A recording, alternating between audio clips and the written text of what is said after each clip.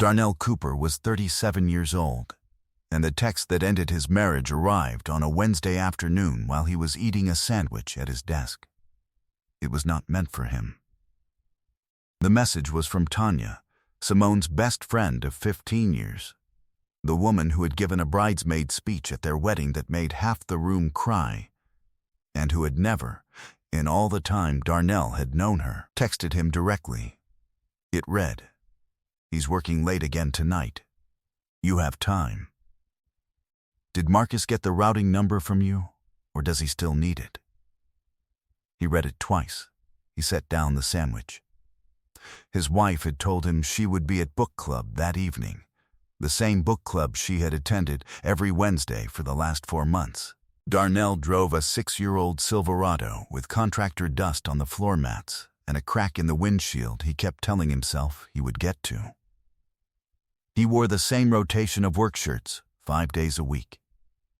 His own mother-in-law had described him as dependable at Christmas in the careful way people used that word when they meant something smaller. Simone's friends smiled with just their mouths when he walked into rooms.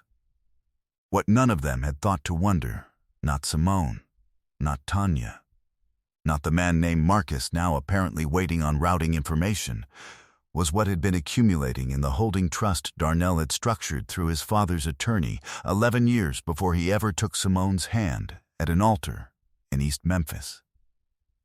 $890,000, grown quietly, kept separately. Untouched, he had one screenshot. It was enough.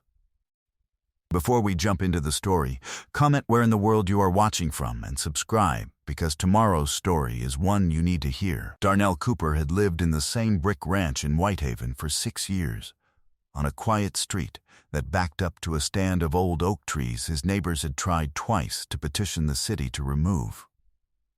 He had argued at both meetings on behalf of the trees, and both times he had won, not because he was loud, but because he had done the research, printed the city ordinance, and presented his case more clearly than the other side had presented theirs. That was the way he did things. He had built the workshop himself, a detached structure in the backyard, framed over one long summer, wired by a licensed electrician he trusted, finished with painted clapboard siding and a concrete floor he poured and leveled without help. Inside it lived a table saw, 2 long workbenches, and the same hand tools his father had used on every project Darnell had ever watched as a child. He went there on evenings when he needed to think, which had been more evenings lately than he would have liked to count.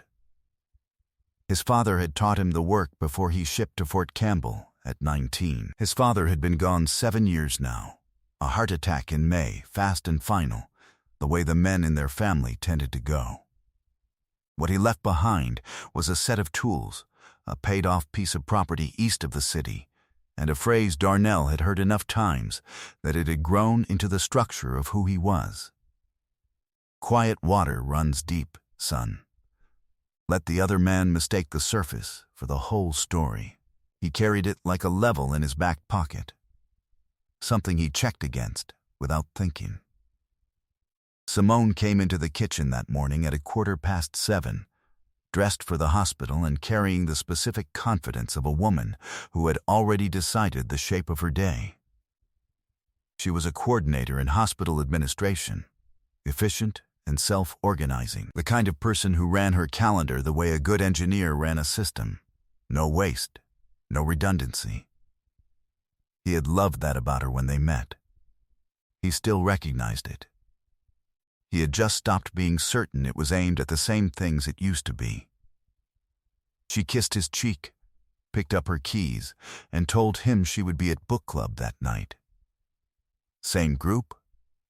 he asked. "Same group," she said, already at the door. He noted it without comment. He had met Simone 9 years ago at a backyard cookout in Cordova. He had been recently back from his second rotation, still adjusting to the particular silence of civilian life after months of noise. She had come and sat beside him with a plate of food and asked him, without ceremony, what Fort Campbell was actually like, not in the polite question way, but in the way of someone who genuinely wanted to know the shape of a place. He had talked for almost an hour. She had listened to every word. He could still remember the quality of that attention, how rare it had felt, how it made him think she was someone worth building something with. He had thought about that evening a great deal over the past several months. Her phone now lived face down on every surface she occupied. Since March, he had not once seen her set its screen up in his presence. He had not mentioned it. He was still in the observation phase. Only 2 people knew the full picture of what Darnell had quietly built since leaving the Army. Gerald, his financial advisor, a man he had served alongside who understood both discretion and compound interest in equal measure, and Raymond Ashby, the attorney who had managed the holding trust since his father's death. Simone knew he had savings. She had not asked how much, and he had not offered the number. He finished his coffee, rinsed the mug, and drove to work. At 1:47 in the afternoon, his phone buzzed on the desk beside his keyboard. Tanya, he opened the message. He read it. He set the sandwich down. He did not reply. He did not call. He sat with the message for 3 measured minutes. He checked the clock deliberately, because the length of a pause mattered in crisis management, and this was crisis management. And then he took a screenshot with the timestamp fully visible and saved it to a cloud folder only he could access. Then he read it one more time. He's working late again tonight. You have time. Did Marcus get the routing number from you, or does he still need it? Routing number. Darnell had spent 12 years in logistics and supply chain operations. First for the Army, and then for 3 successive private firms of increasing scale. He understood how things moved through systems. He understood how funds could be redirected quietly, incrementally, in ways that resembled noise until someone applied pattern recognition to the full data set. He pulled up the joint household account on his phone. He went back 6 months. The deviations were there the whole way. Small in the beginning, $300, then $450, then $275. Staggered in timing so they dissolved into the normal texture of household spending. He had not been watching this account closely. He had had no reason to, but in the last 2 months the numbers had changed in character.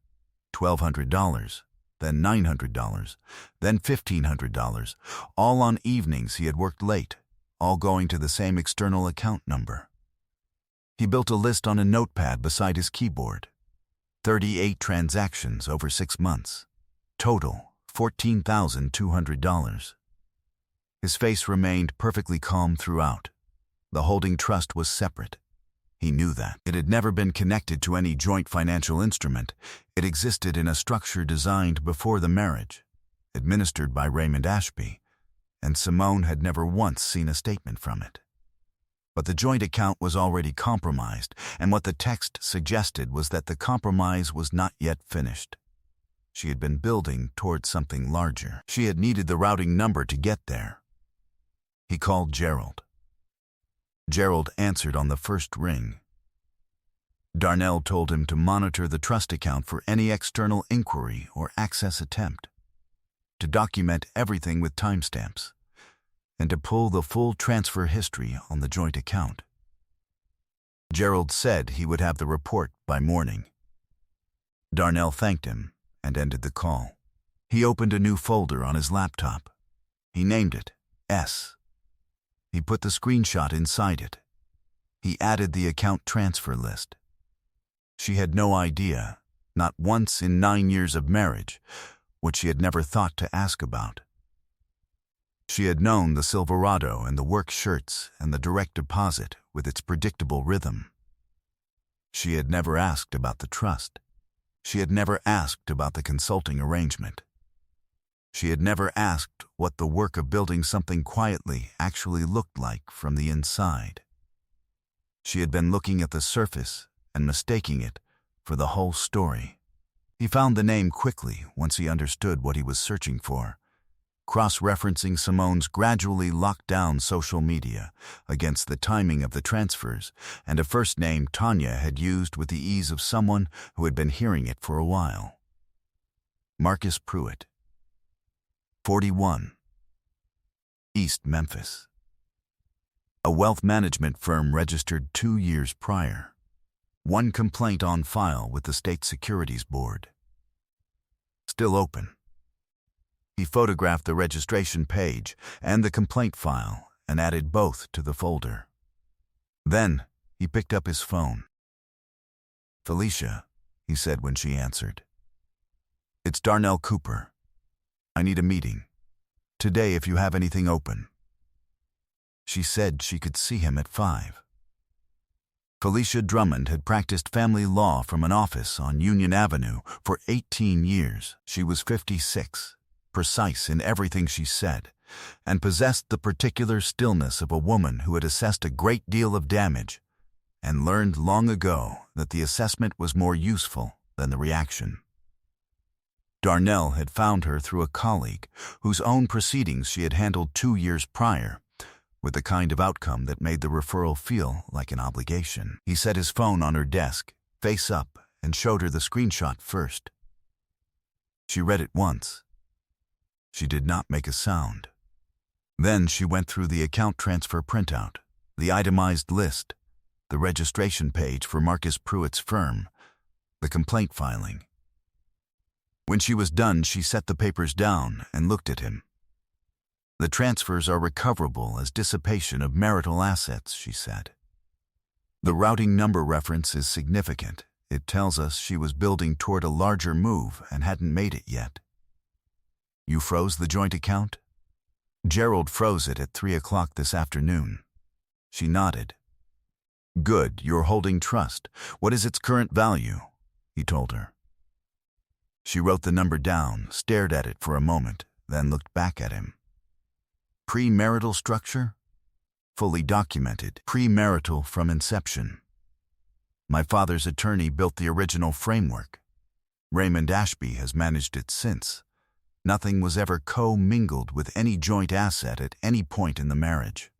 Then she leaves this marriage with whatever equity is in the joint account and the home split. Nothing from the trust." She paused. "I want to file this week. Before she moves first." Another pause. The screenshot thread. "Do not delete it. Do not reply. Do not let her know you've seen it." "That won't be a problem," he said. She looked at him steadily. "I know," she said. The following Saturday, Darnell drove to Germantown to visit his Uncle Roy, his father's older brother, 35 years on the overnight logistics floor. Retired, careful with money in the particular way of men who grew up without enough of it. Roy was 70, sharp, and had not in Darnell's experience ever said a single word he did not fully mean. Darnell told him what was happening. Roy listened the way he always listened, completely, without movement, his expression unchanged until Darnell stopped talking. Then, he said, "I need to tell you something I should have told you before. Last Thanksgiving, I was getting ice in the kitchen, and I heard Simone in the hallway on her phone.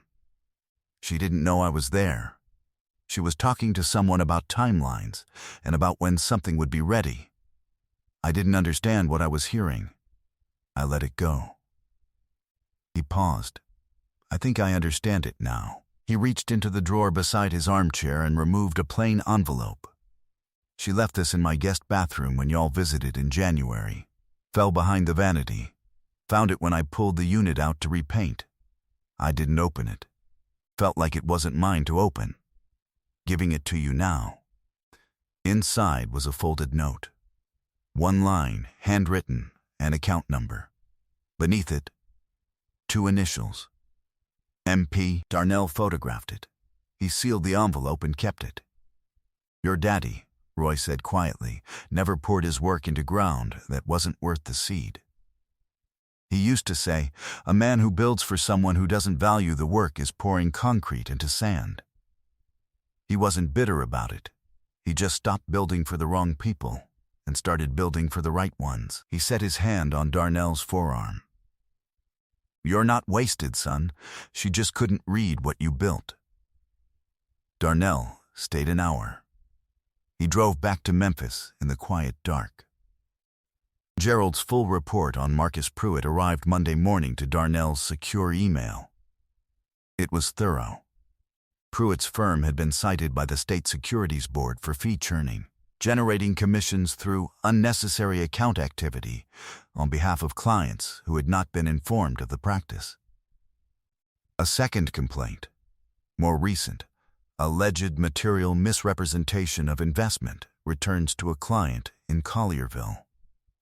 The firm's operating capital had declined by 29% over the prior fiscal year.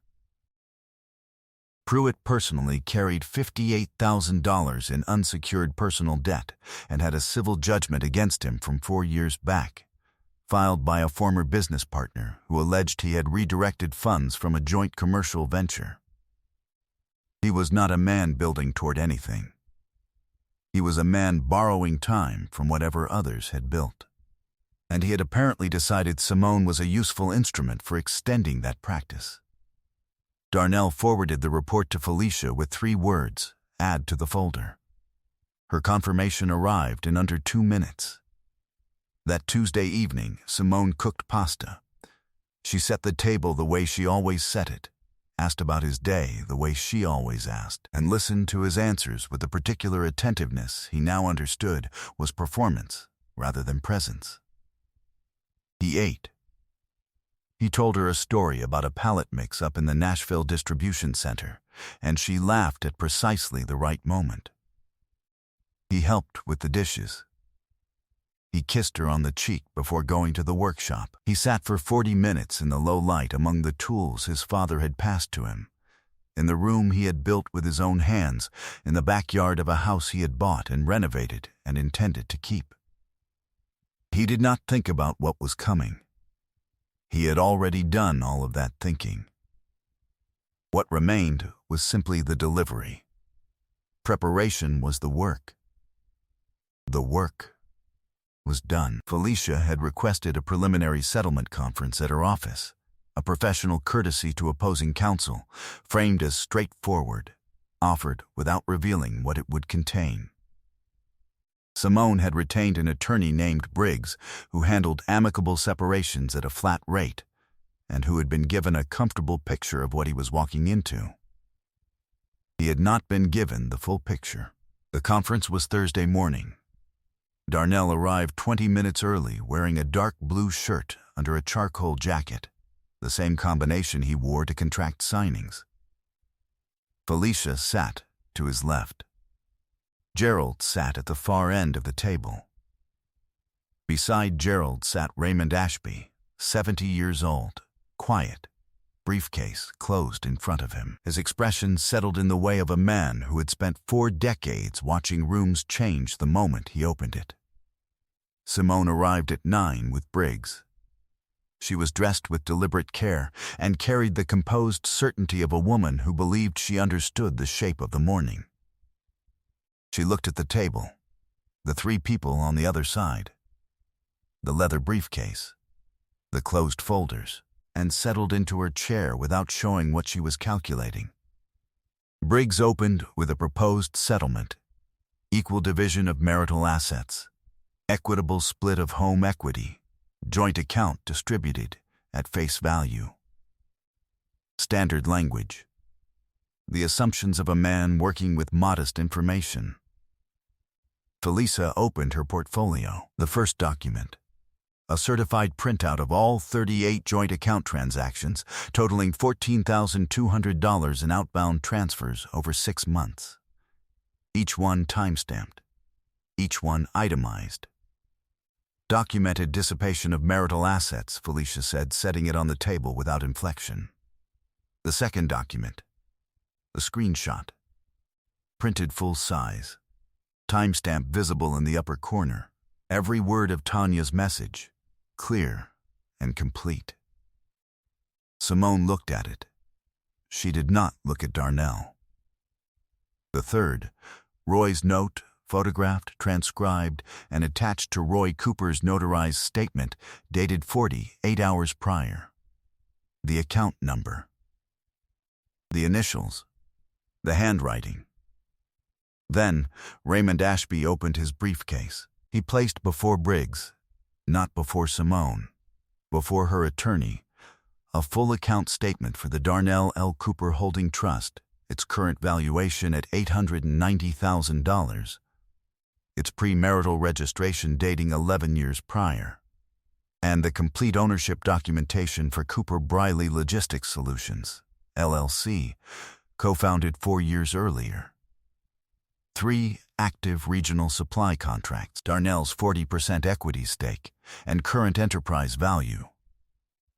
All premarital, Raymond said, in the tone of a man reading from a record that would not be argued. All continuously documented. None of it subject to equitable distribution under Tennessee law. The room was very still. Simone looked at the documents arranged before her. She looked at Raymond Ashby. She looked, finally, at Darnell. And in her face was the particular expression of a person who realizes, all at once, that they have been reading the wrong map entirely. Darnell. Her voice had changed register. I think we jumped to conclusions. I think things got complicated, and I didn't. I think if we could talk, just the two of us, privately, I think there's something here that's worth. Tanya texted me by mistake, he said. Simply, without elevation. The way he stated a discrepancy in an operations review, clearly, so there was no ambiguity in the record. On a Wednesday afternoon while I was at my desk, I know what was planned. I know when it started and who was involved and what the routing number was for. I know about the account you were building toward. He paused. I'm not angry, Simone. I want you to hear that clearly. I'm clear. Those are two different things. He stood. He buttoned his jacket cuff. He looked at her with the quiet finality of a man who had completed his assessment and had nothing left to inspect. You spent 9 years looking at the surface, he said. You should have asked about the rest. He picked up the leather portfolio Raymond had brought for the morning. He walked out of the conference room without looking back. And the hallway outside was narrow and full of clean morning light, and he stood in it for a moment with his hands at his sides, feeling the specific quality of air in a space where something that needed to end has ended. He took the stairs down. He stepped out onto Union Avenue into the ordinary Memphis morning, traffic moving, the smell of the river somewhere behind everything, and breathed. He drove. 5 months had passed like water over worn stone when Darnell sat in the workshop behind the Whitehaven house on a Saturday morning, working a cabinet face frame with a hand plane in the early quiet. The workshop smelled the way it always smelled. Sawdust, wood oil, the faint metallic edge of well-kept tools. The light came through the east window at the same angle it always did and fell across the workbench in a stripe of clean gold. He had built this room with his own hands. It held its shape. Cooper Briley Logistics Solutions had added a 4th regional supply contract in October, pushing annual revenue past the threshold he and his partners had projected for the following year. He had accelerated the timeline by 3 months through a distribution efficiency he had identified and implemented without announcement. His partners had proposed a formal title change. He had declined. He had the equity. He did not need the letterhead.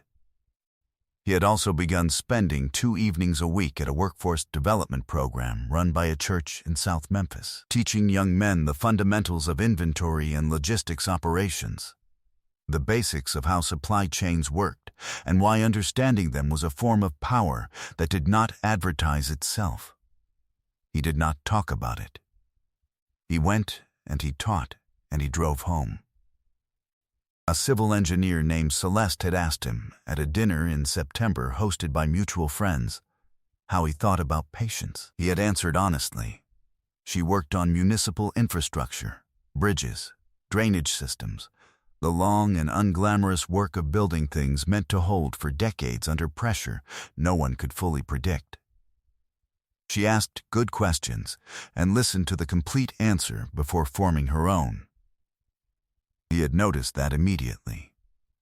He had not stopped noticing it. She was in the chair he had built for the workshop corner now, reading, a cup of tea cooling on the table beside her.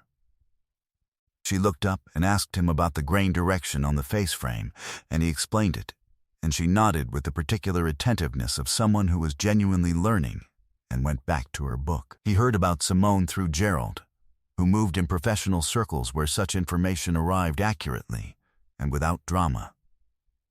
The settlement had given her the joint account balance, less than she had anticipated, and less than the legal fees she had accumulated getting there. The house had sold at market, and the equity split had been clean and modest. Marcus Pruitt's firm had been formally suspended by the State Securities Board pending a full review. He had relocated out of Memphis. Simone had taken a position in medical billing at a clinic in Bartlett. Her mother still called.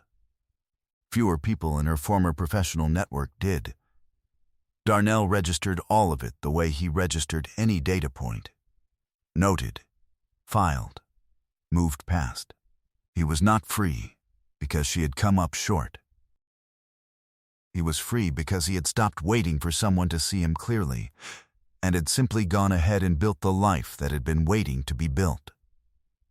He ran the plane down the face frame one final time. The wood was straight. The grain was smooth. The edge was true. Some things were worth the patience to build right. I hope you enjoyed that one. Be sure to like the video and subscribe so you don't miss the next story. I've picked out 2 more for you that I think you'll really like.